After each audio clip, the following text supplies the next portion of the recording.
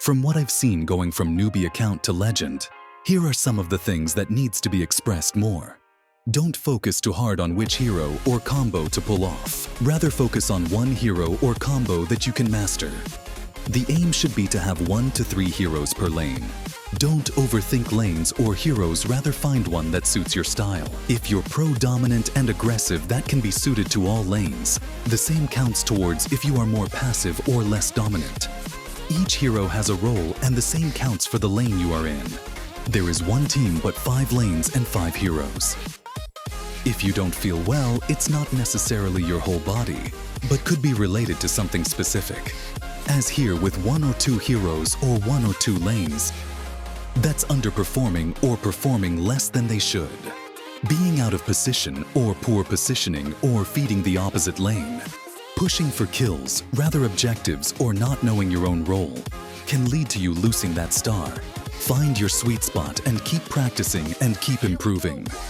When you're the jungler, you should focus on more than one objective. Your first priority will be to secure the buff that will be more prominent towards your hero, or set events that will play out soon. If your team has the early game advantage and your hero is a mana-reliant hero, then it would be better to secure the purple first.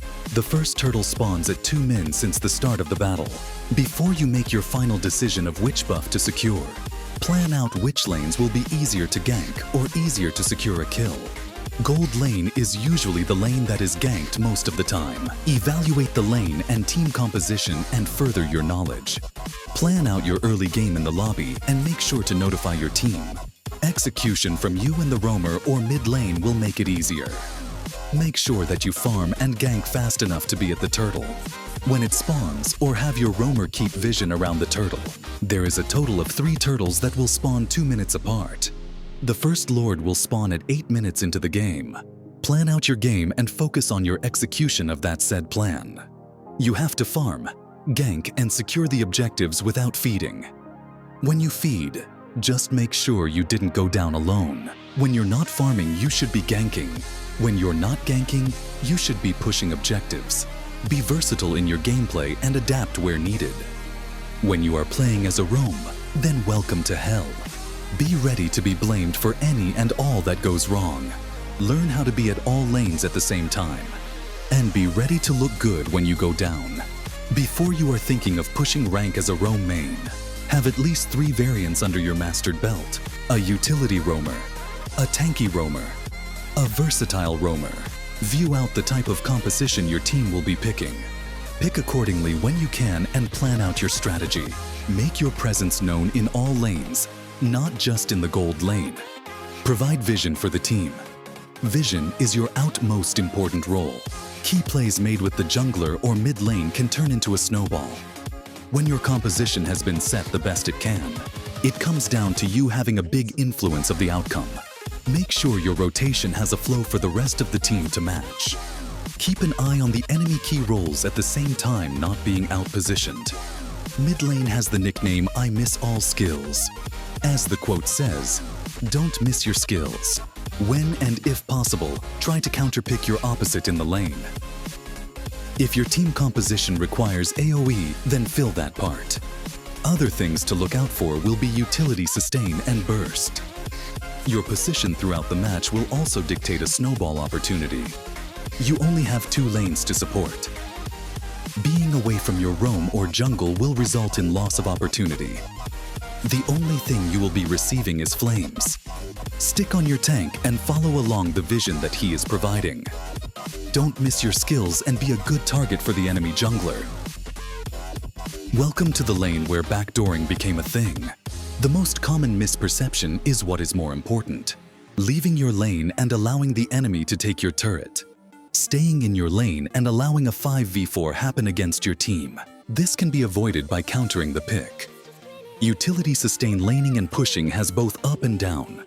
How you execute each will be the deciding factor. Winning or freezing your lane can avoid or start a team fight. When possible or needed, either push your lane or assist your team. Depending on the role you picked on average, 2 things will be needed. Pushing to free up the map for your team, or relieve pressure. Having strong utility or sustain to free up space in team fights. laning to push and invade along with your roam and mid lane. When you do aim to backdoor, make sure to make it the last option. If they call you a glass cannon, then think of making gold lane your main. Your main damage will pop in late game. You can still be needed in objectives, but be ready when it's your time to shine.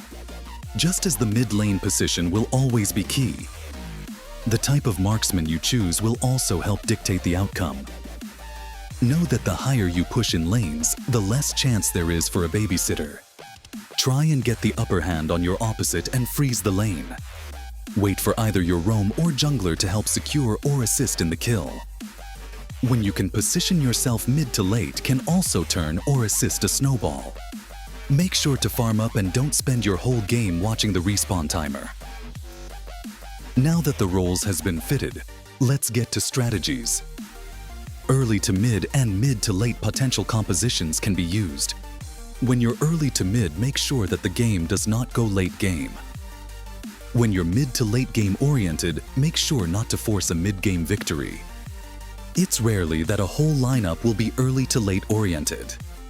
Strategize or fill in with or cover the position that will be needed. When you're in one lane and there is a team fight happening elsewhere, you must calculate whether you will be needed or make it in time. If you won't make it in time or needed, then push objectives. Too often kills are being pushed and not objectives or lack thereof.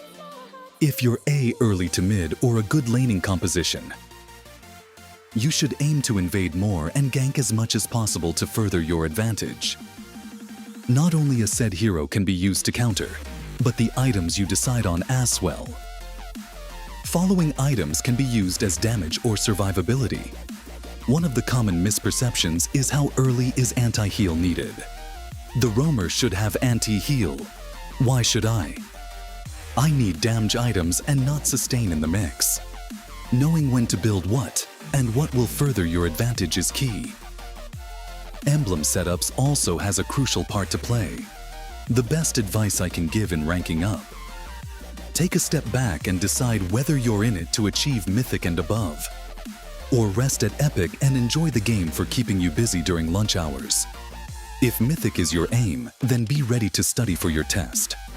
The test of how much info you can gather and learn. How vast your knowledge can end up as. Don't commit to something that you're not willing to put in the effort. Each game has had either something you did or something you didn't do. Learn from your mistakes and be humble from your victories. Ranking up is a whole version on its own. And truth be told, myself esport pilots, and you will be learning each game. Make sure that you keep practicing, keep improving, and keep aiming for that snowball. From the tip of the iceberg to the game we all enjoy or hate. Let me know in the comments. What is your take or add-ons? Enjoy the rest of the montage.